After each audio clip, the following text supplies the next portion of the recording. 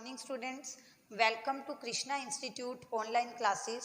Students, आज हम अपनी 12th बिजनेस स्टडीज़ में न्यू यूनिट स्टार्ट करने जा रहे हैं जो कि है स्टाफिंग। ठीक है, staffing that is the third most important function of management. इससे पहले आपको मैं मैनेजमेंट के दो इम्पोर्टेंट फंक्शंस करवा चुकी हूँ जो कि हमारे थे planning and organisation. I hope students इन दोनों यूनिट से रिलेटेड हर वीडियो लेक्चर आप अटेंड कर चुके हैं, आपको समझ आ गया है। ठीक है, और इसी होप के साथ आज हम डिस्कस करेंगे अपना third function. As you know कि जो मैनेजमेंट है उसके 5 इंपॉर्टेंट फंक्शंस होते हैं: planning, organising, staffing, directing and controlling. 5 important functions होते हैं जिसमें से फर्स्ट फंक्शन हमने किया प्लानिंग। प्लानिंग के अंदर मैंने काफ़ी सारे इंपॉर्टेंट टॉपिक्स कवर किए हैं। प्लानिंग के बारे में बताया, इसकी फीचर्स बताई, इम्पोर्टेंस हमने डिस्कस की, planning process, type of plan भी हमने डिस्कस किए थे ना, रूल्स, स्ट्रेटजी, प्रोग्राम, ऑब्जेक्टिव। काफ़ी सारे प्लान्स के जो टाइप्स थे वो सब हमने 1 बाय 1 अच्छे से डिस्कस किए थे। ठीक है, फिर हमने अपना ऑर्गेनाइजेशन जो है वो स्टार्ट किया था। सेकंड जो मेन फंक्शन है वो है ऑर्गेनाइजिंग। तो ऑर्गेनाइजिंग में हमने ऑर्गेनाइजेशनल जो स्ट्रक्चर है उसके बारे में अच्छे से पढ़ा था, चाहे वो फॉर्मल था, इनफॉर्मल था, फंक्शनल था, डिविजनल था। एज वेल एज मैंने आपको साथ ही फॉर्मल इनफॉर्मल का डिफरेंस, फंक्शनल और डिविजनल का डिफरेंस भी करवा दिया था। तो स्टूडेंट काफ़ी अच्छे से हमारे ये टॉपिक्स आगे बढ़ रहे हैं, आप लोग भी बहुत अच्छा फीडबैक दे रहे हैं, बहुत अच्छा रिस्पॉन्स दे रहे हैं। तो आज हम करते हैं अपना third unit start, third function staffing. ठीक है, बहुत अच्छे से हम इसको भी करेंगे। जितने भी वीडियो लेक्चर्स आए इस टॉपिक के ऊपर, 5 आए 6 आए, पेशेंस के साथ हमें अच्छे से सारे टॉपिक्स कवर करने हैं। ठीक है, तो स्टूडेंट स्टाफिंग क्या होता है? प्लानिंग आप कर चुके, प्लानिंग में आपने सब कुछ अच्छे से प्लान कर लिया, what is to be done, how it is to be done, when it is to be done and by whom it is to be done. मतलब एक काम के बारे में प्लानिंग चल रही है कि कौन काम को करेगा, कब करेगा, कैसे करेगा, सब कुछ हमने अच्छे से प्लान किया। फिर हमने ऑर्गेनाइजेशनल स्ट्रक्चर भी अपना डिसाइड कर लिया कि फंक्शनल ऑर्गेनाइजेशनल स्ट्रक्चर होगा या डिविजनल ऑर्गेनाइजेशनल स्ट्रक्चर होगा। डिविजनल होगा तो डिविजन्स बनाएंगे, फंक्शनल होगा तो फंक्शंस के बेसिस पे अलग अलग डिपार्टमेंट बनाएंगे और फिर जो है काम शुरू करेंगे। तो स्टूडेंट्स प्लानिंग बहुत अच्छे से हो चुकी है, ऑर्गेनाइजेशनल स्ट्रक्चर बहुत अच्छे से बन चुका है। अब टाइम है पर्सन्स को अपॉइंट करने का, स्टाफिंग, क्योंकि अब हमें ज़रूरत है लोगों की जो आके काम करें। मेंटल वर्क सारा हो चुका है, सब कुछ अच्छे से प्लान हो चुका है, हर एक चीज़ सेट है। बट स्टूडेंट जब तक एम्प्लॉयज़ नहीं आएंगे, प्रोडक्शन नहीं होगा, बाकी सारे काम नहीं होंगे, तब तक ऑर्गेनाइजेशन का क्या फ़ायदा है, तब तक प्लानिंग का क्या फ़ायदा है, तब तक ऑर्गेनाइजिंग का क्या फ़ायदा है, तब तक जो भी काम आपने किया है उसका यूज़ ही क्या है। ठीक है, तो स्टाफिंग में स्टूडेंट्स क्या किया जाता है, एक इंट्रो पहले मैं आपको हल्का सा दे देती हूँ कि स्टाफिंग में वर्कर्स को, एम्प्लॉयज़ को अपॉइंट किया जाता है। आपको भी पता है जैसे कि अगर कहीं भी कोई वेकेंट पोस्ट निकलती है तो वहाँ क्या होता है, अलग अलग प्रोसीजर होते हैं। रिटन टेस्ट होता है, वो जब पास आउट कर लेते हैं तो इंटरव्यूज़ होते हैं, इंटरव्यू क्लियर हो गया तो कोई तरह के जो है डिस्कशंस और जीडीज कंडक्ट की जाती है। कुछ भी वेज अलग अलग ऑर्गेनाइजेशन में अलग अलग मेथड हो सकते हैं एम्प्लॉयज़ को सिलेक्ट करने के। ठीक है, तो सिलेक्शन में हमें वो सारे स्टेप करने हैं। सिलेक्शन में फाइनली एक एम्प्लॉय जो सिलेक्ट होता है तो क्या प्रोसीजर गो थ्रू करना पड़ता है, वो सारा का सारा स्टेप बाय स्टेप हम इस चैप्टर में पढ़ेंगे। ठीक है, तो आओ आप यहाँ देखो स्टाफिंग क्या है। It refers to filling and keeping fill post with people. बिल्कुल simple, it refers to filling, fill करना, कीप फिल्ड, और उन पोस्ट को फिल रखना विद पीपल। मीन्स स्टाफिंग में क्या होता है कि हम वैकेंट पोस्ट को फिल करते हैं।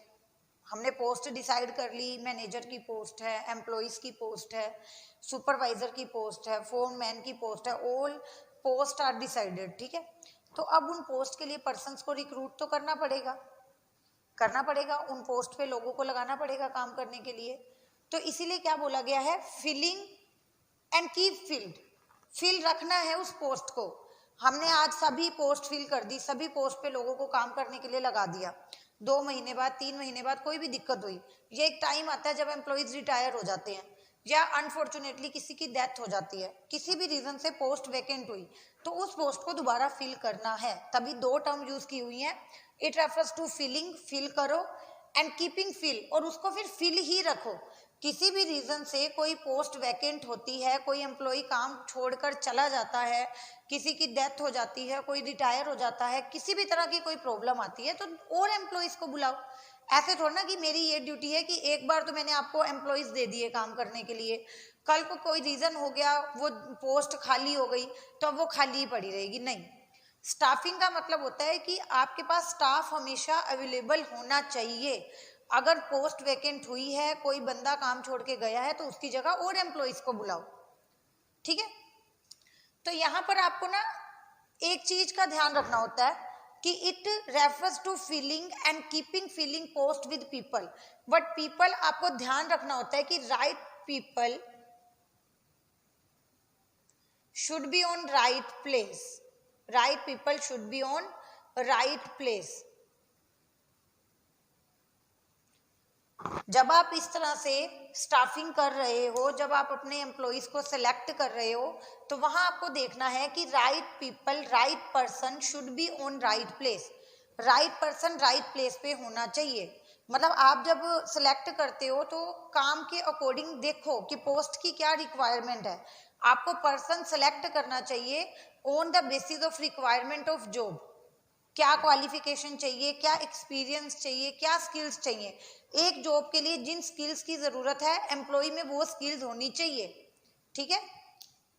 मोर स्किल्स रिक्वायर्ड, मोर स्किल्स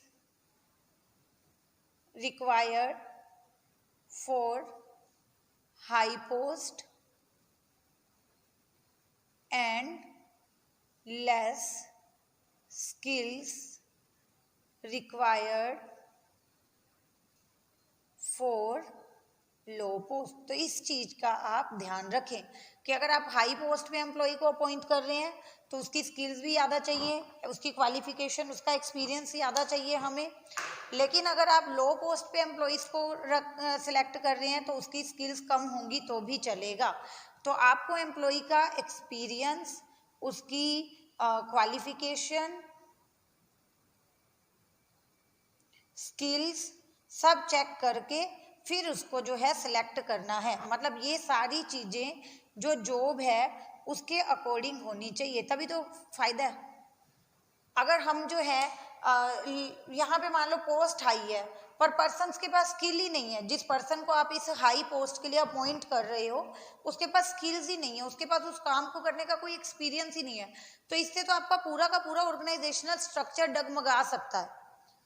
जो रिजल्ट आपको मिलने चाहिए वो मिलेंगे बट नेगेटिव मिलेंगे, पॉजिटिव नहीं मिलेंगे, क्योंकि बंदा ही गलत चूज किया हुआ है। एटलीस्ट आप एक काम पे पर्सन को लगा रहे हो तो उसको काम आना चाहिए, ठीक है। थोड़ा बहुत नहीं आता, ट्रेनिंग के थ्रू समझा देंगे, बट कोई बिल्कुल ही अनअवेयर है उस काम से और उसको आप वो इतना रिस्पॉन्सिबिलिटी वाला काम दे रहे हो तो रिजल्ट कैसे मिलेगा। तो समझ आ गया आपको। It includes recruitment, selection, training, motivation etcetera. Means staffing में काफी कुछ आता है, ठीक है। आप यहाँ पे ये करेंगे students, it includes recruitment, selection, training etcetera, ठीक है। मतलब इसमें हम उनको रिक्रूट करते हैं, ज़्यादा से ज़्यादा लोगों को बुलाते हैं कि आओ एग्ज़ाम दो, इंटरव्यू दो, ज़्यादा से ज़्यादा लोगों को इनवाइट किया जाता है, ठीक है, एप्लीकेशन फिल करने के लिए। सिलेक्शन में बेस्ट को सिलेक्ट किया जाता है, उनको ट्रेनिंग वगैरह देकर बताया जाता है कि काम को कैसे करना है, उनको इंस्ट्रक्शंस दिए जाते हैं, समझाया जाता है, ठीक है। क्योंकि एक कितना ही एक्सपीरियंस पर्सन हो लेकिन जब भी वो किसी नई ऑर्गेनाइजेशन में जॉब करने के लिए जाएगा, ठीक है, कितना भी एक्सपीरियंस पर्सन हो, अगर वो न्यू ऑर्गेनाइजेशन ज्वाइन कर रहा है तो वहाँ उसको कुछ इंस्ट्रक्शंस हमें देने पड़ेंगे कि आपको क्या काम करना है, कब करना है और कैसे करना है, ठीक है। तो अभी हमारा स्टाफिंग का इंट्रोडक्शन कंप्लीट है। It refers to filling and keeping filling post with people, लोगों को काम पर लगाना और पोस्ट को वैकेंट ना होने देना, किसी भी रीजन से पोस्ट वैकेंट हुई उसको फिर से फिल करो। It includes recruitment, selection, training etcetera. इसके अंदर आप क्या करते हो, उन्हें रिक्रूट करते हो, सेलेक्ट करते हो, ट्रेनिंग देते हो, समझाते हो कोई भी काम कब कैसे करना है। ठीक है, ये मैं आपको रिक्रूटमेंट, सिलेक्शन, ट्रेनिंग इन सब का क्या डिफरेंस है अभी आपको बताऊंगी। ठीक है, आगे अब हम करेंगे इसकी फीचर्स। स्टूडेंट एक आप ये देख लेना कि स्टाफिंग में सबसे इंपॉर्टेंट बात क्या है, हमें क्या देखना है कि right people should be on right place, right person right place पे होना चाहिए। ठीक है, आगे हम करेंगे इसकी फीचर्स। फीचर्स में क्या है, related to human beings. Staffing जो ये मेन फंक्शन है स्टाफिंग का, वो किससे डील करता है, ह्यूमन बींग्स के साथ। ऑब्वियस सी बात है, स्टाफिंग हम क्यों कर रहे हैं, एम्प्लॉइज को अपॉइंट करने के लिए, और एम्प्लॉइज क्या हैं, ह्यूमन बींग्स हैं। सो वी कैन से कि staffing is related to human beings because we have to select employees. ठीक है, सिंपल है ये, इसमें ज़्यादा एक्सप्लेन करने की ज़रूरत नहीं है। सेकंड है सेपरेट मैनेजरियल फंक्शन, है ही, क्यों, क्योंकि मैनेजमेंट के टोटल 5 फंक्शंस थे, planning, organising, staffing, directing and controlling. ठीक है, तो आप देख सकते हैं यहाँ पे कितने फंक्शंस हैं, 5, 1, 2, 3, 4, 5, और थर्ड नंबर पे हमारा क्या है, staffing. So we can say it is one of the main important function of management. Management का ये एक इम्पोर्टेंट फंक्शन है, प्लानिंग की, उसके बाद ऑर्गेनाइजिंग की, उसके बाद स्टाफिंग करनी पड़ेगी, एम्प्लॉइज को सिलेक्ट करना पड़ेगा। अगर हम एम्प्लॉइज को सिलेक्ट नहीं करते तो आगे के फंक्शंस पे हम मूव ऑन कैसे करेंगे, किसको तो हम डायरेक्शन देंगे काम करने की, और कैसे हम सिचुएशन को कंट्रोल करेंगे अगर पर्सन्स ही नहीं होंगे। So we can say staffing is one of the main and separate managerial function. Okay, next है essential at all managerial level. अब बात आ जाती है मैनेजरियल लेवल की, तो आपको याद होगा कि how many levels were there of management, 3। कितने, 3, टॉप, मिडल, लोअर।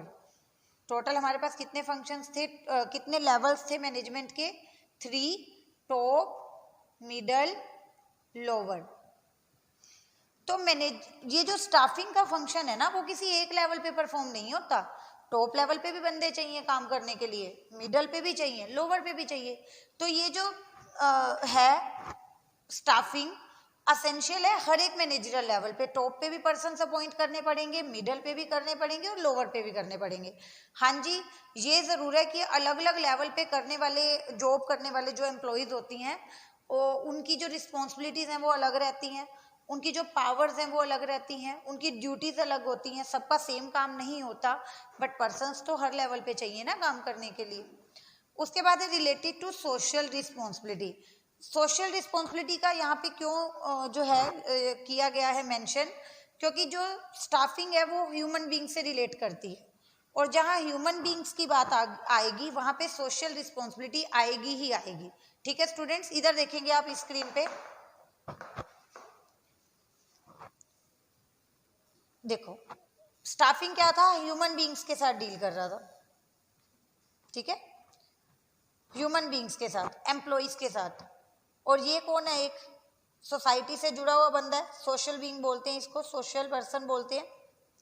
तो जब भी आप ह्यूमन बीइंग्स के साथ डील करोगे तो वहाँ सोशल रिस्पॉन्सिबिलिटी आएगी ही आएगी। क्या सोशल रिस्पॉन्सिबिलिटी रहती है आपकी स्टाफिंग के टाइम पे, आपकी सोशल रिस्पॉन्सिबिलिटी रहती है टू बी इम्पार्शियल।